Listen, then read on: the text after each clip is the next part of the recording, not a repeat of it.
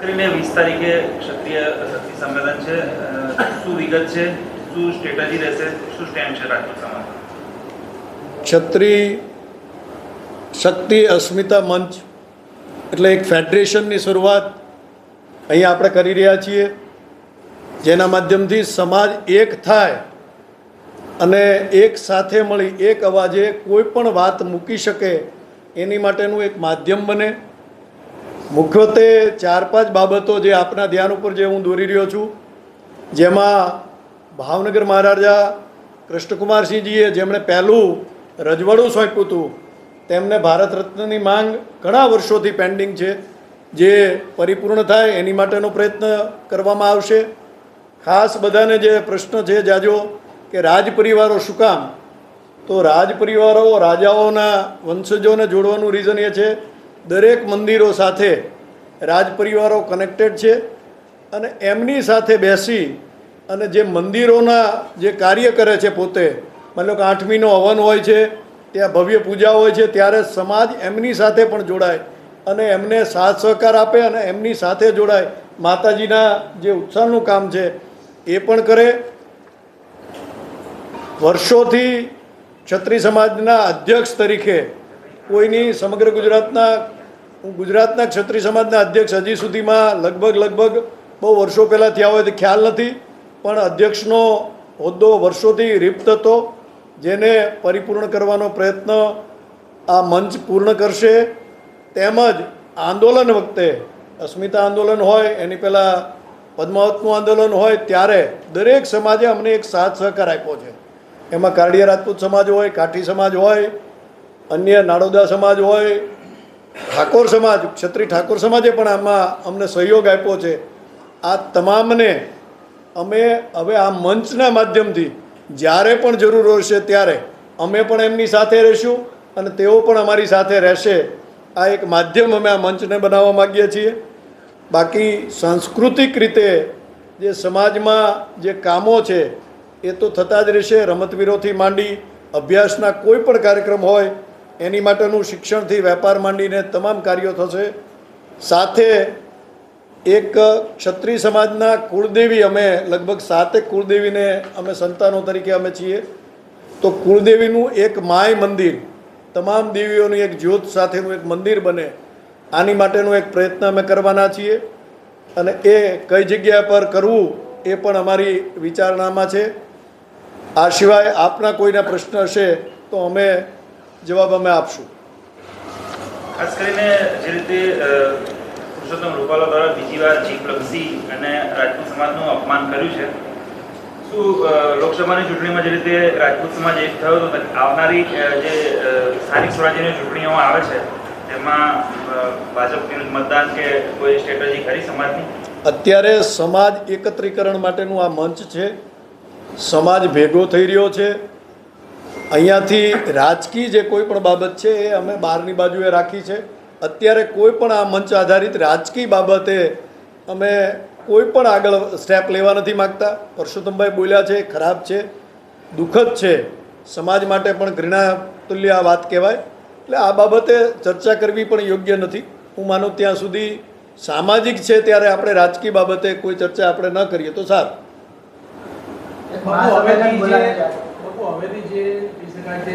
પહેલા જે સંકલન સમિતિ હતી, જે મંચ હતું, હવે કયું મંચ બંધ કરે, કઈ રીતે સમાજ આગળ વધવા માંગે છે, એમાં જે અધ્યક્ષની પણ આપણે હવેનો એજન્ડા શું રહેશે, નવો એજન્ડા શું રહેશે, પહેલા શું હતું? સંકલન સમિતિ બાબતે હું અશ્વિનભાઈને જ વિનંતી કરીશ કે પોતે જે સંકલન સમિતિના સક્રિય સદસ્ય છે ને પોતે જવાબ આપે.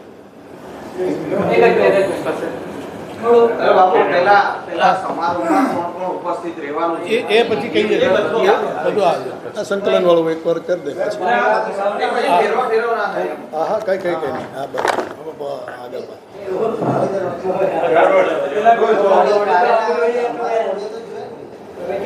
જય માતાજી. હું અશ્વિનસિંહ હરેન્દ્રસિંહ સરવૈયા, પ્રમુખ રાજપૂત વિદ્યાસભા. દરેક સંસ્થાઓ સંકલન સમિતિ એટલે 182 સંસ્થાઓનો જે ભેગું કરી અને એના પ્રમુખોને અમે જ બોલાવ્યા હતા. હું પણ એમાં એક કમિટી મેમ્બર હતો. એટલે સમાજના કોઈ ભાગલાની અહીંયા વાત જ નથી. જેમ નદીનું પાણી છેવટે દરિયામાં જ મળે છે, એમ રાજપૂત વિદ્યાસભા એક દરિયો છે કે જે પણ સમાજના હિતની વાત લઈને આવશે અથવા તો સમાજને ઉત્થાન અને પ્રગતિ કરે એ વાત લઈને આવશે, અને રાજપૂત વિદ્યાસભા હંમેશા પ્લેટફોર્મ આપશે અને સંકલન સમિતિ પણ અમારી સાથે જ છે.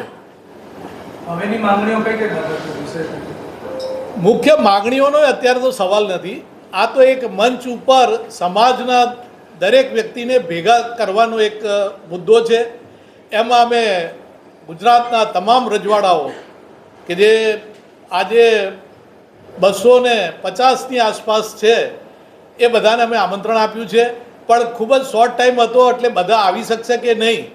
હું આપના માધ્યમથી તમામ રજવાડાઓ અને તમામ ક્ષત્રિય સમાજને આહ્વાન કરું છું કે આ મંચ ઉપર બધા ભાગ લે અને બધા રાજપૂત વિદ્યાસભા ઉપર 20 તારીખે 10:30 વાગે જરૂરથી પધારે એવું મારો આગ્રહ છે.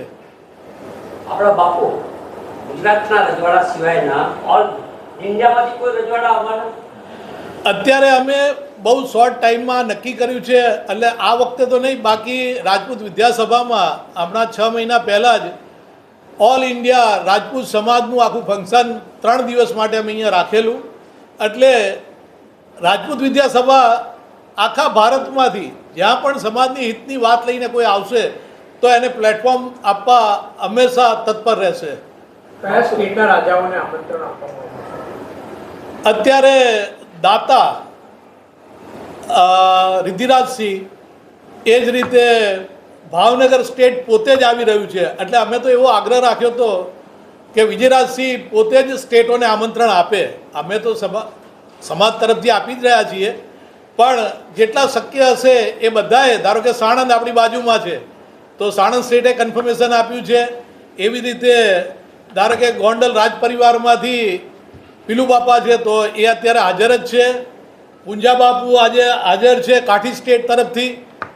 અમે દરેક, ધારો કે કાઠી હોય, ક્ષત્રિય કોઈ પણ હોય, ધારો કે પટેલોના સ્ટેટ છે તો અમે ગોપાલ બાપુ એમને પણ અહીંયાથી આમંત્રણ મોકલેલું જ છે.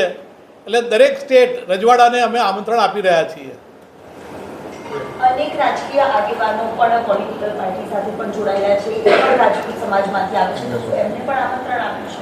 અમે આમાં કોઈ પક્ષપાત કર્યો નથી, ચાહે ભાજપ હોય, કોંગ્રેસ હોય, અપક્ષ હોય, ક્યાંય પણ અમારો રાજપૂત ભાઈ હોય એને અમારું દિલથી આમંત્રણ છે જ. એટલે આ સ્ટેજ એવું પોલિટિકલ કોઈ પણ સંજોગોમાં અમે અહીંયા પોલિટિકલ ચર્ચા કરવાના નથી. આમાં બધા કહે છે શંકરસિંહ બાપુ સમાજના ભાગલા પાડવા માંગે છે, એવું કશું જ નથી. બાપુએ કાલે રાજકોટમાં સ્ટેટમેન્ટ આપ્યું કે સંસ્થામાં મંદિરમાં જેમ જઈએ છીએ ને જોડા બહાર ઉતારીને આવીએ છીએ એમ પોલિટિકલ વાત બહાર ઉતારીને જ આ મંદિરમાં આવવાનું છે અને સંગઠનની ભાવના રાખવાની છે. શંકરસિંહ પણ આવશે? હાજી હાજી. તો એના માટે લોંગ ટર્મનો એજન્ડા પણ હશે ને? એજન્ડા તમે જે રીતની વાત કરી કે અમે એક સમાજને એક ભેગા કરીશું, આ કરીશું, જે કરીશું, તમામ સમાજ હવે એવું જ ઈચ્છે છે કે અમે બધા ભેગા થઈ જાય. એની પાછળ કંઈક ને કંઈક મુદ્દા હોય છે કે ભવિષ્યની રણનીતિ હોય છે અથવા તો રાજકીય ક્યાંક ને ક્યાંક એજન્ડા છુપાયેલા જ હોય છે. તમારું જે સંમેલન નાનું છે એમાં મોટો એજન્ડા કઈ છે? ભવિષ્ય 5 વર્ષ, 10 વર્ષ, 25 વર્ષ પછી ભવિષ્ય શું? અમારો એક જ એજન્ડા છે કે સમાજ અત્યારે વેર વિખેર છે, તો સમાજ પહેલાં તો સંગઠન થાય પછી જ મુદ્દાની ચર્ચા થાય ને. જ્યાં સુધી સમાજ જ ભેગો ના થાય ત્યાં સુધી બીજા કોઈ મુદ્દાની ચર્ચાનો સવાલ આવતો નથી. અમે રાજપૂત સમાજ એવો છે કે દરેક સમાજને સાથે લઈને ચાલવાવાળો છે. અમે ભવિષ્યમાં તો દરેક સમાજને, ધારો કે આજે પટેલ સમાજ છે, પાટીદાર સમાજ જે છે એમને પણ અમે આ મંચ ઉપર બોલાવીશું અને સમાજનો કઈ રીતે ઉદ્ધાર થઈ શકે અને અમારો સમાજ કઈ રીતે આગળ આવી શકે એ જ અમારો હંમેશા પ્રયત્ન રહેશે. બાપુ પ્રજા વત્સલ્ય રાજા ભાવનગર સ્ટેટ, ગોંડલ દરબાર અને આલા ખાતે પણ, તો આવા જે મહાન ઇતિહાસમાં જે નામ થઈ ગયા એમનું માન સન્માન ભારત સરકાર દ્વારા થાય એવા આપના પ્રયત્નો ખરા? 100% અમે ભારત રત્ન કૃષ્ણકુમારસિંહજીને મળે એ તો અમારી સંકલન સમિતિની એ માંગ હતી, અમે રાજપૂત વિદ્યાસભાની એ માંગ છે. તમામ સમાજની અમારા ક્ષત્રિય સમાજો જેટલા પણ છે એ બધાની માંગ છે કે જ્યારે હિન્દુસ્તાન ભારત બન્યું ક્યારે સૌથી પહેલું રજવાડું કૃષ્ણકુમારસિંહજીએ આપ્યું ત્યારે તો આપણો આ દેશ બન્યો છે, તો એમને તો 100% ભારત રત્નનું બિરુદ આપવું જોઈએ એ અમારી માગણી રહેશે. ગોંડલ દરબાર બાબુ, ક્ષત્રિય સમાજનું હાલની વાત કરવામાં આવે અથવા તો થોડા વર્ષો પહેલાની વાત કરવામાં આવે, રાજકીય ક્ષેત્રે પણ અમુક ગણતરીના લોકો જ છે અને એમનો પણ હવે પ્રભાવ બહુ રહ્યો નથી. શંકરસિંહ વાઘેલા કહીએ તો એ અપક્ષમાં જ ગણી શકાય, સરકારમાં નહીં. બરાબર, બીજા પણ જે અપક્ષમાં છે સરકારમાં છે, રાજકીય રીતે મજબૂત થવા માટેનું કોઈ આયોજન કરી તમારે? આ સંજોગોમાં નથી. ભવિષ્યમાં અમે જે કંઈ કરીએ, ધારો કે સમાજ, તમે જુઓ સમાજ અને રાજકારણ એ તો જોડાયેલું જ છે. એટલે અમારો કોઈ પણ વ્યક્તિ ધારો કે જે પણ પક્ષમાં જશે તો અમે એને 100% મદદ કરીશું. આપેલું છે દરેક સેનાને, મહાકાલ સેનાને આમંત્રણ છે, કરણી સેનાને આમંત્રણ છે અને તમામ સંસ્થાઓને અમે આમંત્રણ આપ્યું છે. પણ ખૂબ જ ટૂંકો સમય હોવાથી અમે દરેક જગ્યાએ પહોંચી નથી શક્યા. તો એટલે જ મેં કીધું આપના માધ્યમથી આજે અમે આ દિલથી આમંત્રણ અમારા ક્ષત્રિય ભાઈઓને આપી રહ્યા છીએ. હા, બધાને જ મેં મારા તરફથી આમંત્રણ આપેલું જ છે. પછી આપણે જ્યારે પુરુષોત્તમ રૂપાલાનો જે ઇસ્યુ થયો તમે જે જાહેરાત કરી હતી કે જો અમે ભાજપનો વિકલ્પ ઊભો કરી શકીએ એવી શક્તિ અમારા ધરાવીએ છીએ કે નવો પક્ષ પણ ઊભો કરી શકીએ, તો હવે ભવિષ્યનું આયોજન આપનું કંઈ ખરું વિધાનસભા ચૂંટણીને ધ્યાનમાં રાખીને આગામી સમયમાં? અત્યારે એવો અમારો કોઈ એજન્ડા નથી. ભવિષ્યની વાત એ તો સમાજના સંગઠન અને સમાજના લોકો વિચારીને કરશે. અમે અહીંયા ખાલી પ્લેટફોર્મ આપ્યું છે સમાજને ભેગો કરવા માટે. આમાં ભાવનગરના બાપુની કંઈક તાજપોશી છે એ દિવસે? હા, એ દિવસે આપણે કીધું ને સમાજના પ્રમુખ બનાવીએ છીએ, જે અમે મંચ ઊભો કરી રહ્યા છીએ એના પ્રમુખ તરીકે એમને સ્થાન આપવામાં આવશે. કેટલા વર્ષો પછી અધ્યક્ષ પદ આવે છે? આ અધ્યક્ષ પદ તો આપણે કીધું એમ કે કોઈ છે જ નહીં ગુજરાત ખાતે. અત્યારે જોવા જાઓ સમગ્ર ક્ષત્રિય પક્ષનું કોઈ અધ્યક્ષ નથી.